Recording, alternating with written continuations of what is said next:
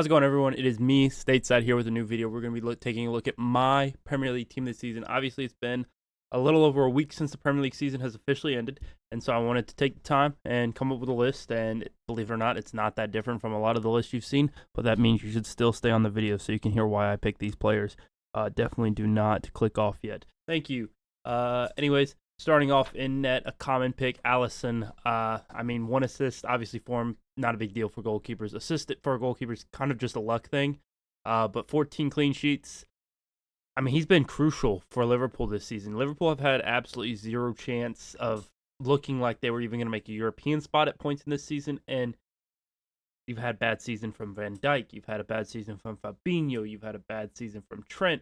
Defensively, you've had Konate's been solid. Robertson's been solid. You've had a very inconsistent midfield. So not having that midfield, you're causing a lot more defensive actions needing to happen. And he's kept them in a lot of games that they probably shouldn't have won or even gotten points from.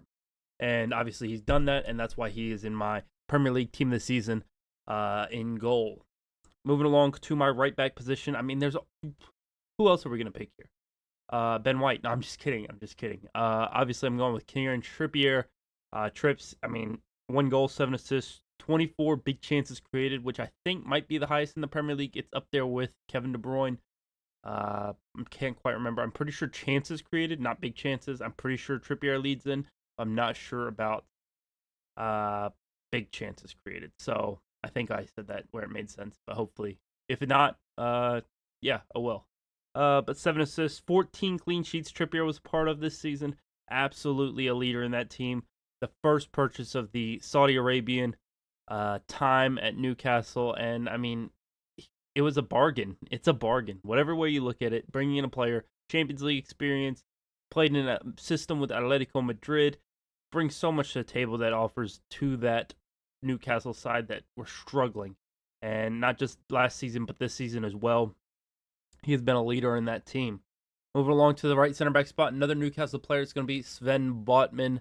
Actually, I'll go ahead and read out my second center back as well, and then we'll talk about some others. Saliba's my other center back.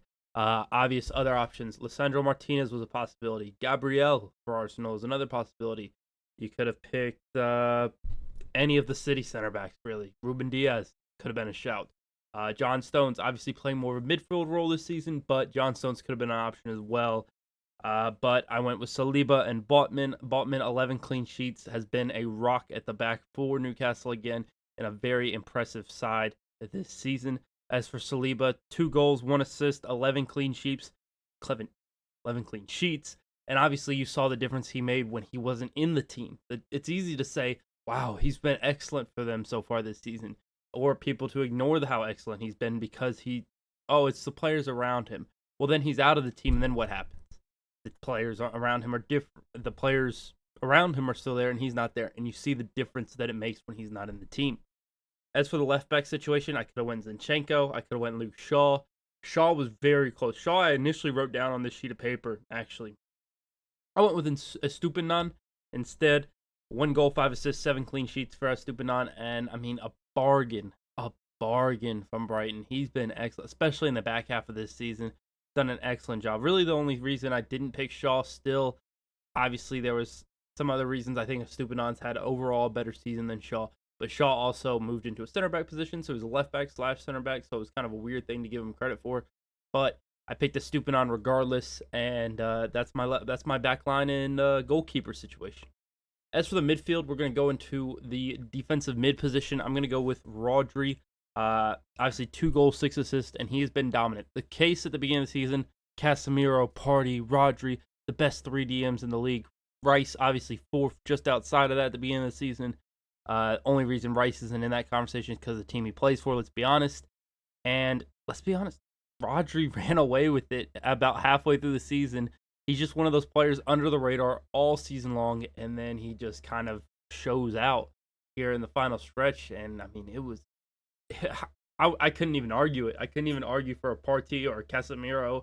I couldn't argue that, it's Casemiro, Partey, 1 and 2. No, Rodri is 1. And then everybody else is way down here. You can't even see my hand. That's how far down they are. But Moving along to our other midfield positions, we're going to go ahead and name the other two midfielders, and I'm going to give some honorable mentions, maybe possibly Odegaard and Kevin De Bruyne. You could have made a shout for Fernandes, just not the season for Fernandes standards, in my opinion. Sorry about that. I forgot to turn my other light on, so we're going to have half well-lit video, and then half the video is going to be not well-lit, but we move. Anyways, Fernandes, as I was saying, has had a good season, but not a season to his standard. People obviously want to shout Alexis McAllister. I picked him as my overrated player of the season. If you watch that last video, few other options include, I'm trying to think of top 6 players. Liverpool don't really have a 10 or midfielder. Thiago's not had the season he wants to have. So I feel like this was probably an easy pick. Gundogan probably could have been another option. Or even Xhaka. Xhaka's had an excellent season for Arsenal this season. I put Xhaka ahead of quite a few other midfielders in this list. And obviously, you could have picked Casemiro as well. And again, Partey as well for your midfield options there. Moving along to the right wing. And this one could have been Salah had an option here. He was a good option here. But I went with Bukayo Saka. I mean, I picked him as my young player of the season if you watched that video. If you didn't, please go check it out. It's my last video before this one. My Premier League award winners video, and just kind of give you an idea. I picked Saka as my young player of the season. Obviously, because I picked someone else at player of the season, I didn't want to make him both. You probably already know who that is, but I'm not going to say it yet because he hasn't been said yet. He's obviously going to be in this team, but 14 goals, 11 assists for Saka. I thought it's been an excellent season. I thought he's been Arsenal's best player, right up there with Odegaard, obviously, and I think that Bukayo Saka, I mean, he's very young, very talented, and he's only going to get better. Once his finishing gets even better than it is, and he actually stops trying to create so much and starts taking more shots, you see time and time again in big games, he's able to score from some crazy angles, like the one he scored against United this season. He's able to score those goals, but he doesn't always take those shots. And I think once he gets comfortable and confident enough to take those shots, and he's consistently doing it, he'll be consistently scoring them. And teams will have to defend him completely different than they currently do. Moving along to the left wing position, I could have went with Martinelli here. I could have went with Matoma. I could have went with, really, that's it, I think, again.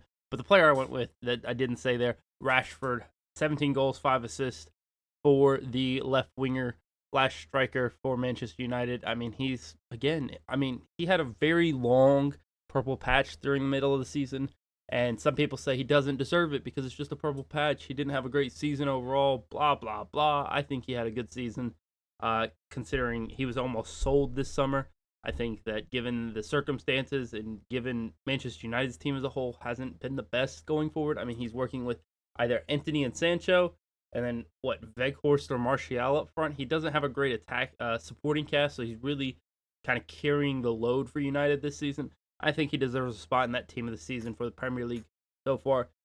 And the striker situation, could have went with Harry Kane, could have went with whoever else, Ivan Toney, whoever else you want to, Mitrovic. None of Harry Kane. I think I may have already said.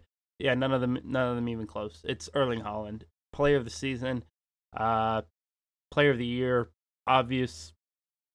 If they complete the treble this weekend, I could see him winning the Ballon d'Or as well. For at such a young age, I think a treble plus. I mean, he's scored over 50 goals this season in his debut season in the Premier League. He scored 36 in the Premier League. I think he's on 12 in the Champions League. I'm not sure how many scored he in the FA Cup and Carabao Cup, but again, just an unbelievable season from Erling Haaland, and that's why he's my striker pick. Anyways, and I already talked about my manager of the season in the last video, but if there was going to be a manager for this team of the season, it would have to be Eddie Howe. Again, unbelievable job at Newcastle, and I mean, he deserves all the plaudits he gets for the job he's done at Newcastle. Defensively, attackingly, all of the above, he's done outstanding job and deserves all the credit for the success Newcastle have gotten. Obviously, I've thrown two of his players in there as well, because of their role in that success, but Eddie Howe's going to be the manager of this team for me. I could have picked Arteta, Pep, could have picked Unai Emery, I could have picked De Zerbi, I could have picked Frank Lampard, just kidding. I could have picked Gary O'Neill. He's had an excellent season. Just trying to think of managers that have had a good season, and some of those are the ones that I just listed. But anyways, let me know what you guys think. If you agree or disagree with my team season, like I said, it's pretty cut and paste. It feels like a lot of these players. But let me know what you guys think in the comment section down below. Obviously, I mentioned a few honorable mentions there. It doesn't mean I don't think those players are good. I just think that if a toss-up's there, I'm picking the other player based on their season than the other option. But anyways, guys, again, let me know what you guys think. Please hit that like button down below. Comment what you guys think and hit that subscribe button so you never miss another video. Peace.